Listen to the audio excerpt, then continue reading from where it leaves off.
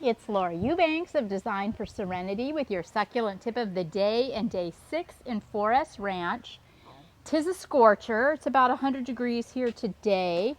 And naturally we're moving rock. So yay us. This is such a glamorous job. But we are still having a good time. This Arizona River Rock, I haven't hosed it down yet, so it's still pretty gray. We actually got the idea to do this kind of rock from a little area that they have done on the side yard. And this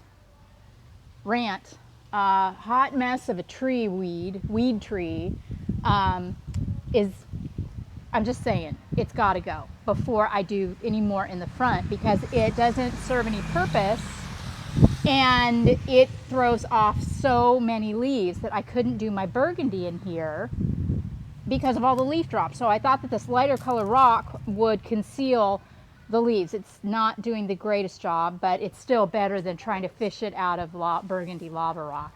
So up here, we got the blue flanking pots staged. And this is something, a little design tip that I wanted to share with you.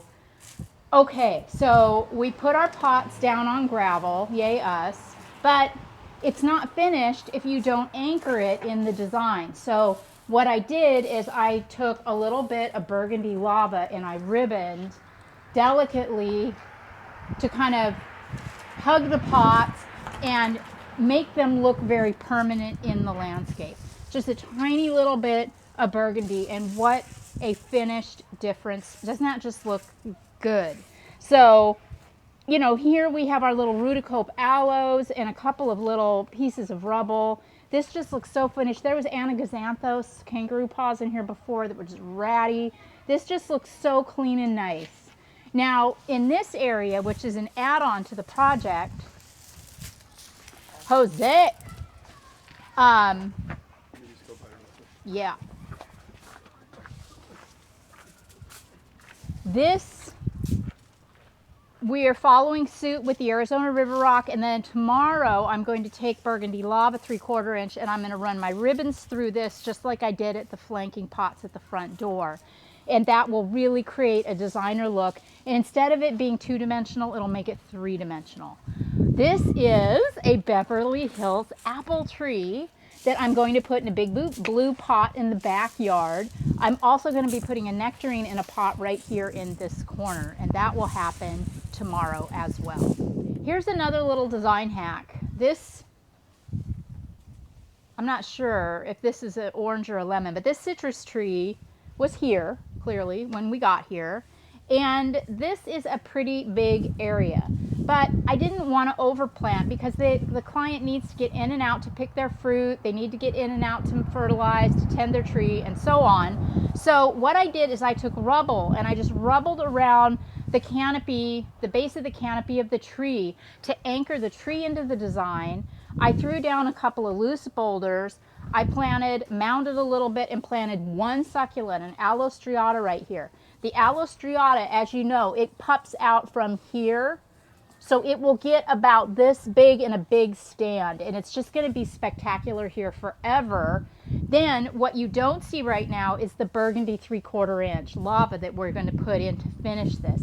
And this is just, it's simple, but it's going to look so good. Now, we don't want to give too much away today because tomorrow is our grand reveal, but there's another important tip that I want to share with you, and that's about shoring up areas in your flower beds that might be at a slope. You don't want to lose all your rock.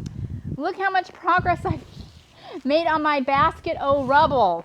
Oh my gosh, I have moved each one of these by hand myself. And it's so important because this is part of my design process. I need to put each one of these rocks where it specifically needs to go. I can't communicate that to any other worker. I have to just see it and do it.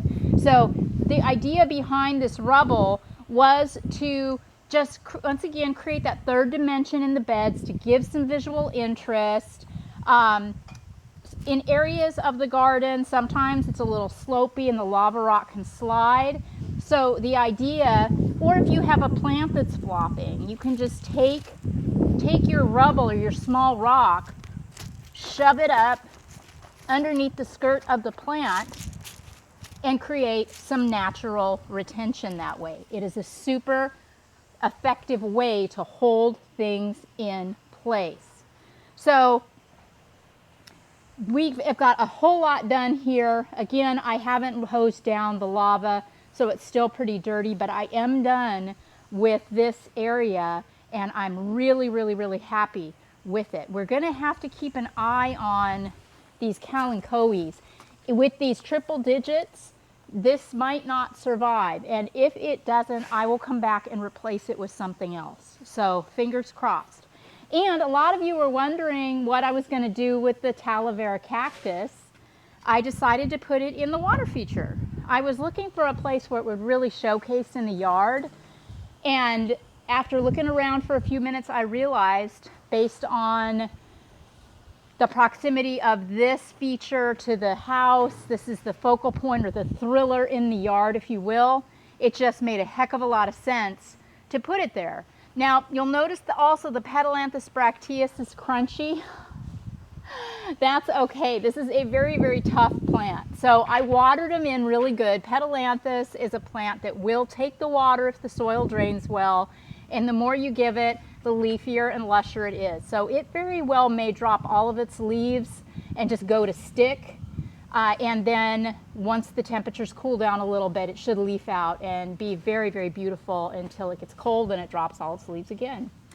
So far so good on our pots. They are getting full sun, but I didn't put anything too tender in them. So I think they are going to be just fine. This has been Laura Eubanks of Design for Serenity with day 6. 6? Yeah. In, where are we? 4S Ranch. I'm sorry, I'm like slap happy. Reminding you to subscribe to my channel if you haven't already. I would really appreciate that. It's so fun to see who's out there. So subscribe, buy crap at the store if you can figure out how to do it, and basically just stay cool and have a fantastic day. Peace out, everybody.